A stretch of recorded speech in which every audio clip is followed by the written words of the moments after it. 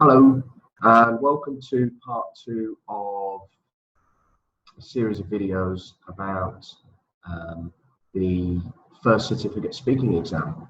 So in the first video, we looked at part 1 of the speaking exam. That's the short term, giving personal information about yourself. Vamos a continuar igual with part 1, and I'm going to give you some more phrases that you can use and some more examples. I'll more or less follow the same format, although I did the last video a week ago and I haven't watched it again. So if it's a bit different, then you'll have to excuse me. Okay, so let's crack on. Now, I want to talk a little bit about discourse management, okay? Es la idea de manejar la comunicación y hemos visto ya cómo se puede cambiar, por ejemplo, de dirección. Uno está hablando de un tema, quiere cambiar el tema mientras habla, entonces puede cambiar de dirección. Hemos conversado de cómo se termina de hablar, utilizando, por ejemplo, intonación, like I just did. I'm doing it again, and I can't stop now. Every time the intonation goes down, we end the term. Ahora vamos a conversar de intensifiers. So, intensifiers are our way of being enthusiastic. So, let's be enthusiastic with these intensifiers. Where are they? There they are. Right.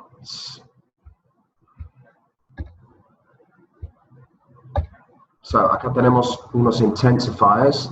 Let's drill them. You repeat after me, please. Absolutely. Absolutely. Dense cuenta del long vowel sound. ¿Cuál es? Absolutely. So yeah, the ootly. Absolutely. Really. Con ganas otra vez. Really. Next one. Totally. Where's the syllable stress? That's right. Totally. Oh, totally. Next one. Completely. Repeat that, please. Completely. And finally, seriously. Now, all of these really, let's do seriously again. Seriously. Where's the syllable stress? Seriously. That's right. So one more time. Absolutely. Really. Totally. Completely. Seriously. Okay, so all of those basically are ways to say very. Okay. Pero con una variedad. En el first certificate estamos buscando que el candidato puede utilizar una variedad de intensifiers, de discourse management markers. Okay. So, les voy a dar unos ejemplos con frases y después vamos a integrarlos en part 1. Normalmente son intensifiers que van con los llamados extreme adjectives. So, I'm absolutely exhausted. Exhausted siendo un extreme adjective. Date cuenta que termina de no exhausting, sino exhausted cuando uno está hablando de uno mismo. O también se puede utilizar en la forma ing. The exam was absolutely exhausting. That's why I'm absolutely exhausted. ¿Por qué no practicas? I'm absolutely exhausted. The exam was absolutely exhausting. Siguiente.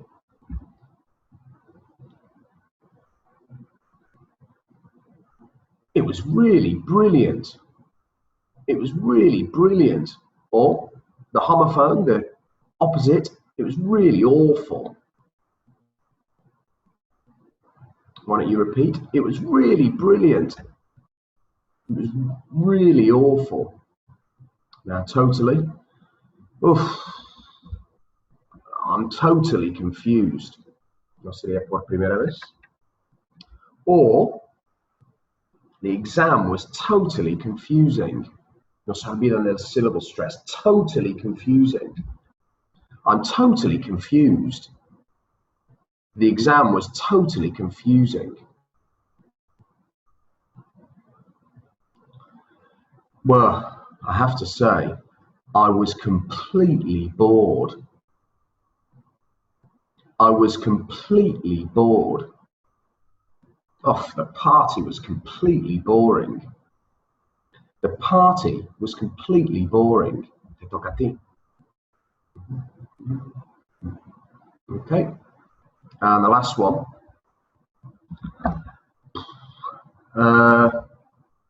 That hotel is seriously expensive. That hotel is seriously expensive. And I'll be seriously happy when this exam is over. Te toca? Okay, that'll do. Right, let's move on to the next screen now. Now, ahora vamos a dar algunas frases que se llaman hedging. Okay. Hedging es el famoso o la manera famosa que tenemos a veces los ingleses, por ejemplo, de no hablar directamente. Okay. Y si ustedes son unos amigos ecuatorianos, se darán cuenta que en Ecuador también, en la sierra sobre todo, hacemos esto bastante. ¿Será que me puede? Okay, no somos muy directos. En España, por ejemplo, son mucho más directos. ¿Me das, por favor? O ni siquiera, por favor, ¿me das? Okay, mientras en Ecuador, ¿será que me puede dar o me puede prestar? So this idea of hedging es cuando queremos decir algo, no lo queremos decir directamente porque podría parecer demasiado directo según el contexto cultural. Y en el caso del FCE, Speaking One, es una ventaja poder decir las cosas utilizando la técnica de hedging. ¿Okay? No quiere decir que uno es más educado o menos, simplemente es culturalmente lo que se espera en el inglés cuando no queremos ser demasiado directos. Okay, so let's take a look at some of those hedging phrases. Here they are.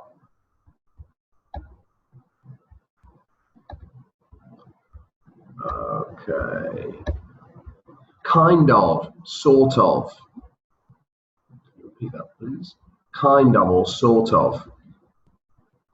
I'm kind of confused. Si quieres pedir una aclaración, por ejemplo, estoy algo confundido. I'm kind of confused, or I'm sort of confused. I mean, obviously, I can't give a direct answer.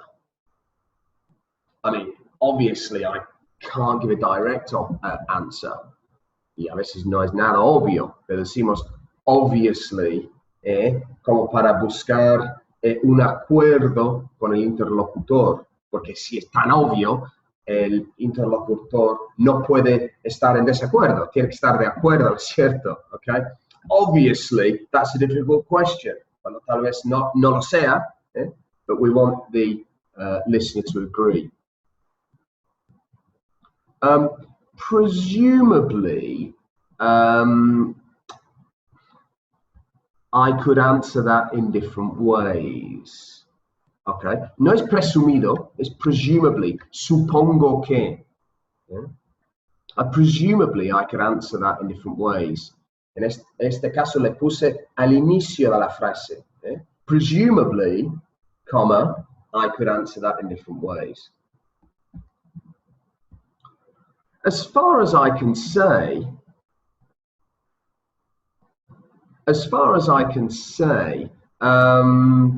you know, it was an interesting point of view. De lo que yo podría decir, quiere decir que tal vez no estoy en lo correcto o no estoy dando la respuesta definitiva, sino en mi opinión, O sea, me estoy dando permiso a mí mismo como para equivocarme. As far as I can say, it's not a difficult exam. I mean, it's like, you know, you only have to speak a bit. Like, algunos se darán cuenta que like is the hedging phrase of choice of young people. I mean, like, you know, it's like kind of difficult to sort of use like. We could say like is o sea, okay? I mean, like, you know, I'm not sure if I can. Quiero decir, o sea, tal vez no sabría decirte. What I'm trying to say is, queremos aclarar algo y al mismo tiempo lo queremos suavizar. What I'm trying to say is, although your English is excellent, you could improve. O sea, no te estoy criticando, no te estoy diciendo que no sepas inglés. What I'm trying to say is, your English could be a bit better. Do you know what I mean? También buscando el acuerdo. Do you know what I mean? Then se cuenta, we've got that linked or joined pronunciation at the beginning of the phrase. Do you know what I mean? Do you know what I mean? Practica ahora la frase. Do you know what I mean? Let's repeat all of them and then we'll do a couple of examples. Kind of, sort of, obviously, presumably. As far as I can say, like, what I'm trying to say is, do you know what I mean?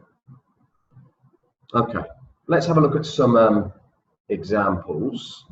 I've got some more FCE type questions for you to look at from part 1. And I'm going to flip between them and the discourse management phrases that we wrote down. So let's just have a look.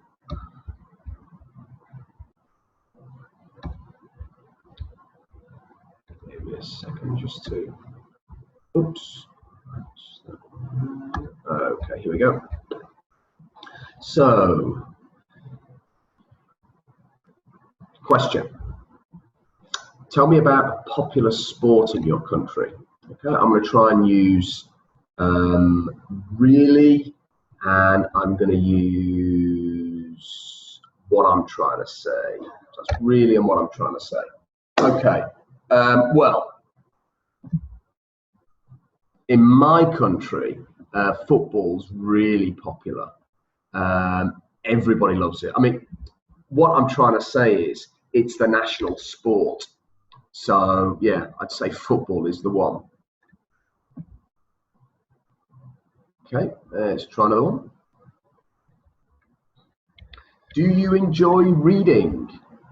Okay, I'm going to try and use absolutely and kind of.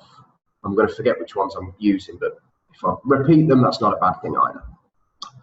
Okay, so that's I've forgotten already. You see, absolutely and kind of. Okay, so do you enjoy reading? Oh, I absolutely love reading. I read, you know, lots of different books. I kind of think that, you know, reading is probably one of the most important things that I do. So yeah, I do enjoy reading. Destaca mencionar que siempre si te encuentras y no sabes qué decir, repitas la pregunta 2 veces. Entonces, the interviewer te dice, do you enjoy reading? Y tú vuelves a repetir, do I enjoy reading? That's tu respuesta. I absolutely love reading. Utilizas tu hedging. I mean, I kind of think reading is one of the most important things you can do. Y vuelves a repetir la pregunta. So, do I enjoy reading? Yes, I love it. Okay. Vamos con la siguiente pregunta. What did you remember most about primary school, and I'm going to try and use seriously. No, absolutely, really, totally. I'll try and go in order, I think, and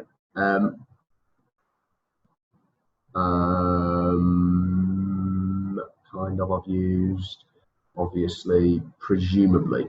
So that's totally and presumably. What did you remember most about primary school? Well, I remember that it was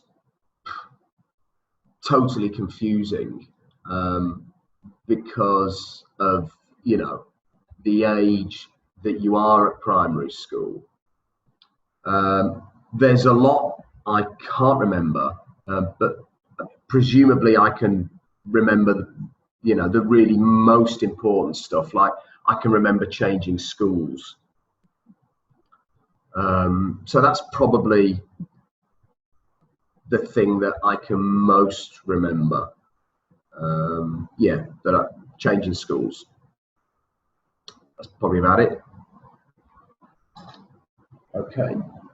Vamos con la siguiente. Do you often go out with family or friends? This time I'm going to use completely and as far as I can say. Do you ever go out with family or friends? I'm not completely sure how often I go out with family or friends. As far as I can say, I go out with friends once a month, maybe, and family. Well, I suppose I go out with my family all the time. I've got a wife and kids, so I mean, we do everything together. And also, my nephew lives near me, and I hang out with him quite often at the weekend. So yeah, once a month with friends and all the time with family. Fíjense cómo vuelvo a resumir la pregunta también. Cuando voy terminando, tal vez pueden rebobinar un poco y pueden volver a escuchar. Como vuelvo a repetir o recast, como se llama, recast la pregunta. Okay, let's do the next one. Nearly finished now. Do you go shopping for fun? Vaya pregunta. I'm going to use seriously, and I'm going to use what I'm trying to say is, you go shopping for fun. I don't really like crowds. In fact, I seriously dislike crowds. So I don't always like shopping for fun. I mean, what I'm trying to say is I like shopping if it's quiet, but I don't like shopping like in a mall at the weekend when it's really, really busy. So do you go shopping for fun? It depends. I suppose that's my answer. Okay. And vamos a terminar con, what do you like doing at the weekends? This is an easy one, right? You can say just about anything. I'm going to use totally, and I still need to use like, and you know what I mean. Could be tough. Let's see what we can do. So that's serious. Did I say seriously? Okay, seriously, and like, do you know what I mean?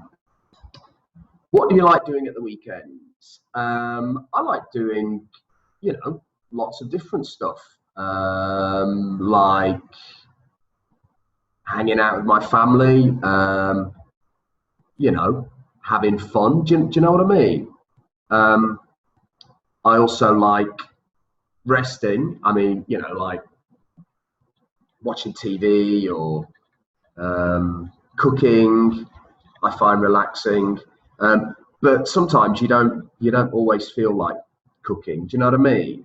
So you know, a variety of stuff, I would say. Nothing too busy. I like to relax. Okay.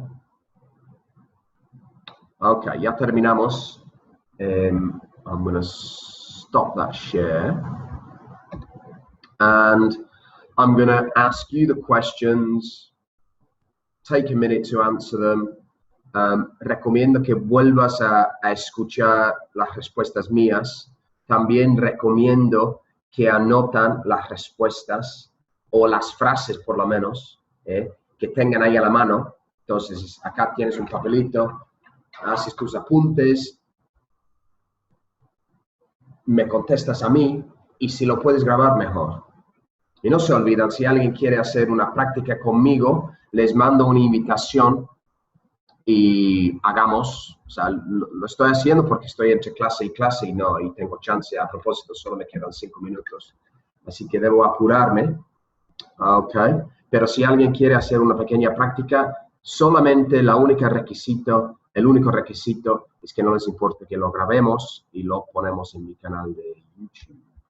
Okay, let's just ask the questions then and you can answer. So, y debe durar 3 minutos aproximadamente. Tell me about a popular sport in your country.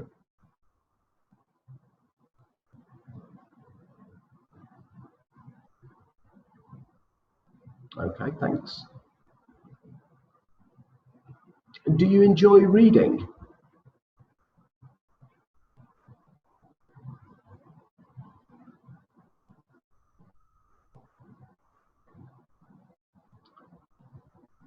Thank you. What did you remember most about primary school?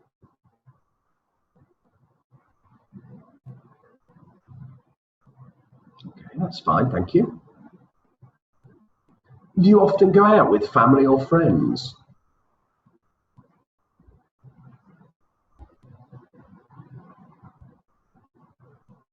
Okay, thank you. Do you go shopping for fun?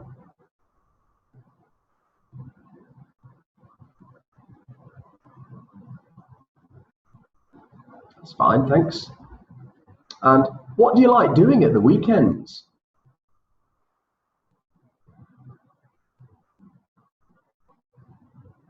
Okay, that's fine, thank you.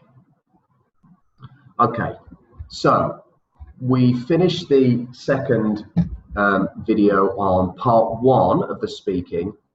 I think maybe we'll do one more on intonation and how to get the most from your answer in terms of your delivery, and then we'll move on to part 2. So hopefully that was useful, and see you again next week.